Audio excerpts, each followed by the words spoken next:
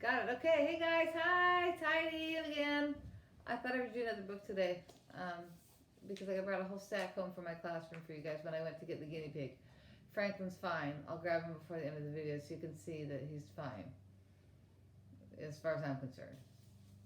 He's in the other room. So I'm going to read today a book called The Day the Crayons Quit. And if you've already read this book, good for you. But you haven't had it read by me. So that's a whole other thing. So now I will take the cover off because that's what I do when I read aloud a book. So I'm going to do that because I can't really do this. Look at the back of this. Isn't that fun? it says, boo! Down with the sort of thing. We're not happy. So this is really fun because it gives you a better angle on what the crayons sort of go through in their day and age. So this is a book written by Drew Daywall. I've read stories by him, and then Oliver Jeffers, who is one of my favorite illustrators. You guys have had stories read by them as well. Okay, so here we go. I hope you see this. I really can't see this. I'm using the iPad. Okay, here we go. One day in class, Duncan went to take his crayons and found a stack of letters with his name on them. So, no crayon. Hey, Duncan. It's me, Red Crayon. We need to talk. You make me work harder than any of your other crayons. All year long, I wear myself out coloring fire engines, apples, strawberries, and everything else that's red. I even work on holidays. I have to color all the Santas at Christmas and all the hearts on Valentine's Day. I need a rest. Your overworked friend, Red Crayon. All right. Well, I would say he's overworked. That's for sure. I can think of some other red things that they didn't have on there, like red licorice, but that's just me. Dear Duncan. All right. Listen. I love that I'm your favorite crayon for grapes, dragons, and wizards' hats. But it makes me crazy that so much of my gorgeous color goes outside the lines. If you don't start coloring inside the lines soon, I'm going to completely lose it. Your very neat friend, Purple Crayon, with the unibrow. By the way, please notice that there are shadows for the characters in some of these. All right, dear Duncan. Now I'm tired of being called light brown or dark tan. Because I'm neither. I'm beige. And I'm proud. I'm also tired of being second place to Mr. Brown. Crayon. It's not fair that Mr. Brown gets all bears, ponies, and puppies while the only things I get are turkey dinners. If I'm lucky. And wheat. Let's be honest. When's the last time you saw a kid excited about coloring wheat? Your beige friend. Beige crayon. No. Duncan, gray crayon here. You're killing me.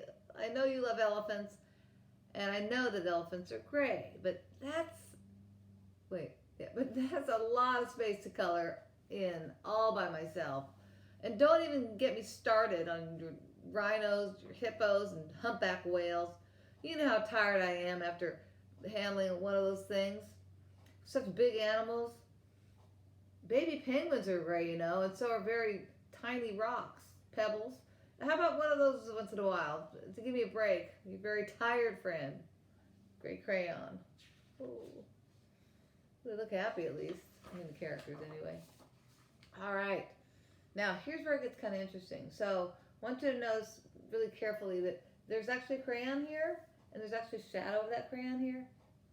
And a lot of times in class, I've told students, when they've got a blank page and they've written nothing, I always say, is that a polar bear in a snowstorm? Because you're doing a good job if it is.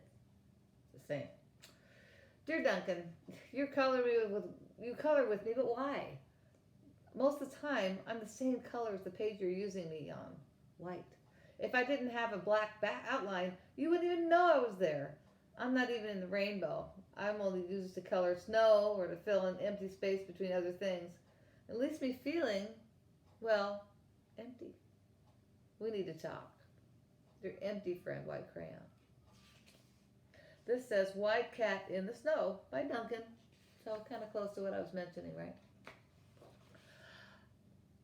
black crayon, right? Because he was talking about the fact that he colors in the outlines. I hate being used to draw the outline of things. Things that are colored in by other colors, all of which think they're brighter than me. Huh. It's not fair when you use me to draw a nice beach ball and then fill in the colors of the ball with all the other crayons. How about a black beach ball sometime? Is that too much to ask? Your friend, black crayon. I don't know. I've never seen a black beach ball at a beach. Just going to say that. Oh, I love this one. Green. And his name actually is Esteban Steve in English, but that's for another book. We'll talk about that tomorrow. Dear Duncan, as green crayon, I'm writing for 2 reasons. Now, one is to say I like my workloads of crocodiles, trees, dinosaurs, and frogs.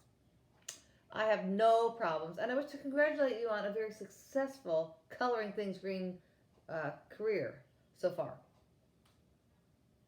Now, the second reason I write is for my friends yellow and orange crayons, who are no longer speaking to each other. Both crayons feel they should be the color of the sun. Please settle this soon because they're driving the rest of us crazy. Your happy friend, green crayon. He's trying to reason with them, but sometimes there's no reasoning. I was going to say. Dear Duncan, yellow crayon here. I need to tell you to tell orange crayon that I am the color of the sun. I would tell him, but we're no longer speaking.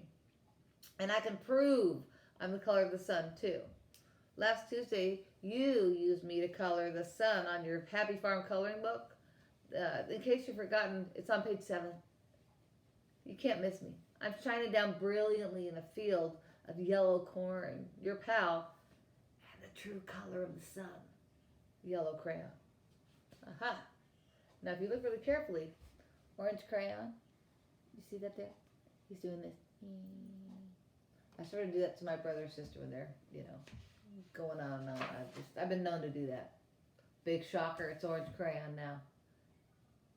Hello, Duncan. Oh, sorry, it says Dear Duncan. Ah, I see the yellow crayon has already talked to you, the big whiner. Anyway, would you please tell Mr. Tattletale that he is not the color of the sun? I would, but we're no longer speaking. We both know I'm clearly the color of the sun. Because on Thursday, you used me to color the sun for both Making the Monkey Island and the Meet the Zookeeper pages in your Day at the Zoo coloring book. Aren't you glad I'm here? Ha! Your pal and the real color of the sun. Orange crayon.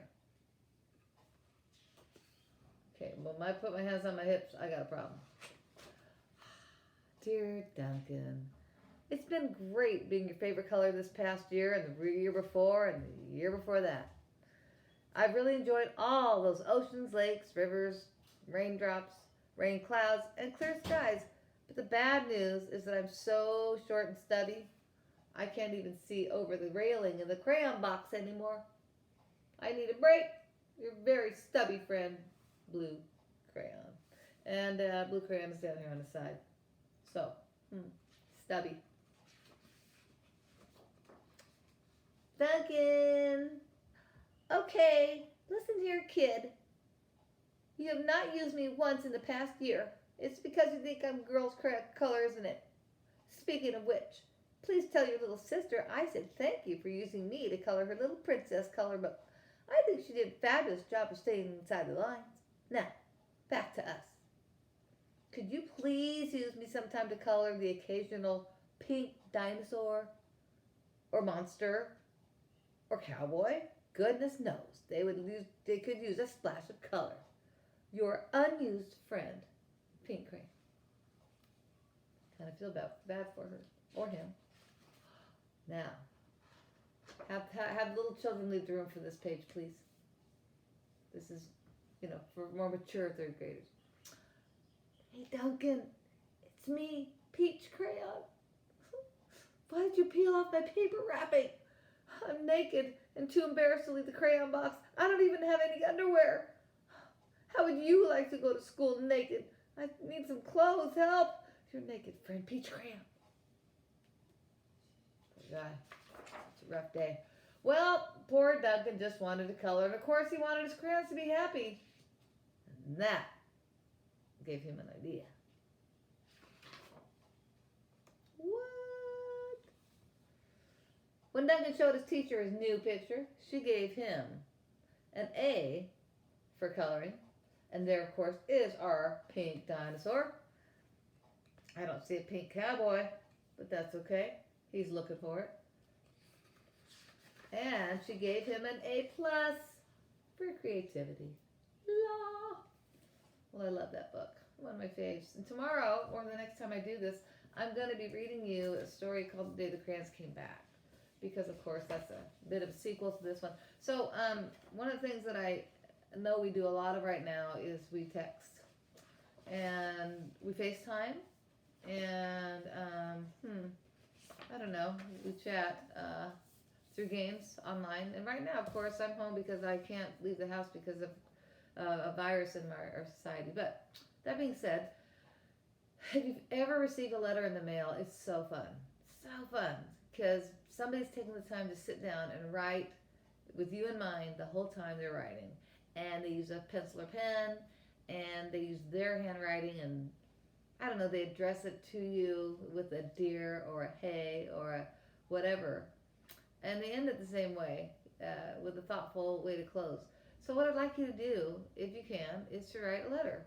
I don't care who you write it to. You can write it to your grandparent or aunt or uncle or next door neighbor. That'd be funnier, right? Because it's right next door. But I'd like you to put it in the mail. I'd like you to get a stamp, not a sticker. Stickers don't work. Stamp and write a letter. Just like the ones I just read you. Can rewatch this video and see how those letters are written. They have 3 parts to them. You open with a greeting. You talk about what's going on. Don't ask a lot of questions in a letter, really, because you're not going to get them answered right away. You just want to talk about what's going on, and hopefully when the person writes back, they'll write what's going on with them as well, because they'll write back. They better. And then you end the letter nicely. You could also put a PS at the end, which is postscript, and that is by the way, or I forgot one thing, right? That's what sometimes people do because they forget to put it in the letter. So that's what PS means. So write a letter. Now tomorrow I'm going to read you the sequel, but this one involves postcards, and it's a whole different animal. So I will show you a letter I'm going to write. Well, actually, you can ask your parents because I send home a letter every week. It's a newsletter, so you can get that from them if you'd like to see how I write a newsletter. Please use at least 8 sentences in your letter.